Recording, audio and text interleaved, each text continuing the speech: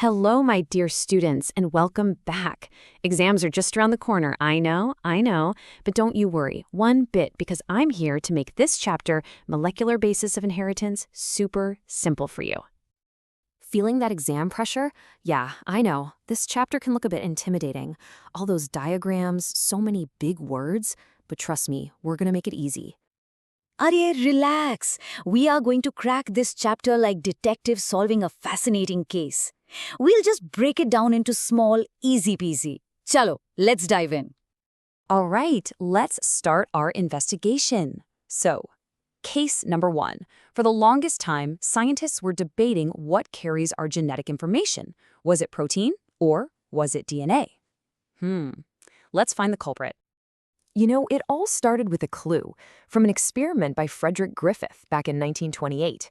He was working on the bacteria that causes pneumonia, and, well, he found something that could magically transform harmless bacteria into deadly ones. He called it the transforming principle. Now, this diagram here, this illustrates his famous experiment. It's a very important one, Bacho, so let's break it down step by step to see exactly what he discovered.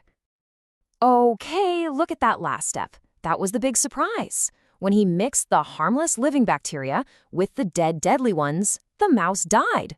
So Griffith concluded that some transforming principle from the dead S strain bacteria was absorbed by the live R strain, making them deadly. But what was it? The mystery continued.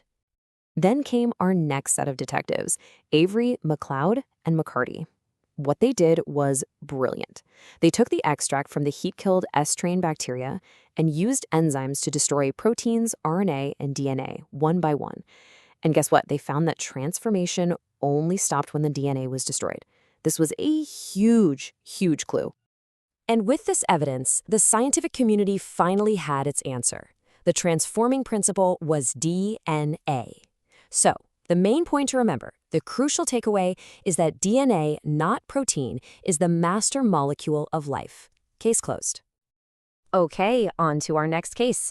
So, we know DNA is the master molecule, but here's the mystery. Our DNA is almost 2 meters long.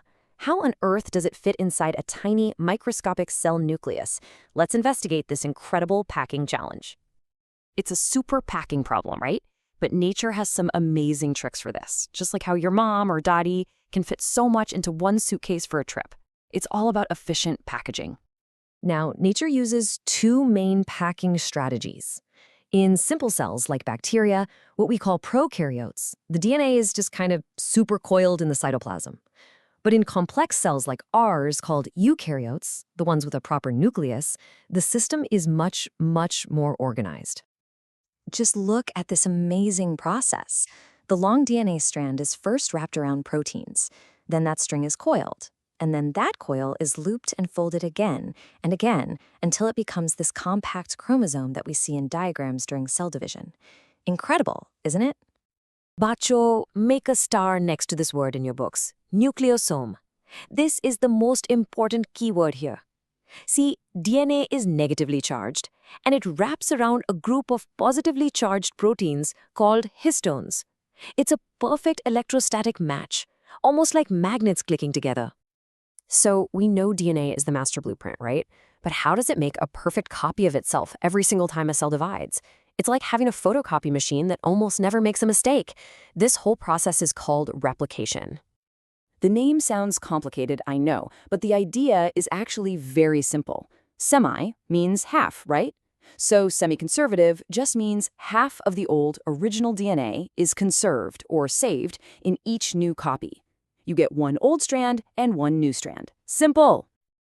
This diagram is your golden ticket for this topic. Seriously, Bacho, you have to practice drawing this one. This Y-shaped area where the DNA unzips is called the Replication Fork. And as you can see, it's buzzing with a whole team of enzymes, each with a very specific job to do. Let's meet the key players. Remember this enzyme dream team? Beta. First, you've got helicase, the unzipper, which unwinds the DNA. Then, primase comes and lays down a starting signal. After that, the master builder, DNA polymerase, comes in and adds the new DNA blocks. And finally, ligase acts as the glue, sealing everything together. It's like a super efficient construction team right inside your cells. Now here's a little twist. One of the new strands is made continuously. We call that the leading strand. But the other one, the lagging strand, well, it has to be made in small pieces, kind of backwards. These small pieces are called Okazaki fragments. Then the DNA ligase comes and joins these pieces together to make one continuous strand. So, what's the big picture? Why does all of this matter? It's all about something called the central dogma of molecular biology. This is basically the master plan of how life works at the molecular level. So here's how it all connects. The master plan. The DNA, it stays safe in the nucleus. First, a copy of a gene is made in the form of messenger RNA. This process is called transcription. Then, this messenger RNA travels out of the nucleus, and its code is read to build a protein. This is called translation. And it's these proteins that do all the work and express your traits, like your eye color or your hair type. Now for the part you've been waiting for. Let's see how you can use all this knowledge to score full marks in your exam. Are you ready? Chalo! This is a very, very common 3-mark question, so listen carefully. This question comes up so often. I'm going to tell you exactly how to write the perfect answer to get those full 3 marks. Okay, to get full marks, first, you define semi-conservative replication. Second, you must mention that this was proven by Messelson and Stahl's experiment. Third, and this is the most important part, you have to draw a clean, neat, and fully labeled diagram of the replication fork. If you follow these steps, those 3 marks are guaranteed. Arewa, it's that easy. See? I told you we could crack it. This chapter is not so difficult after all, is it? Just go over this again. Practice the diagrams, especially that replication fork, and you will do wonderfully. All the very best for your exams, my dear students. You are going to rock it.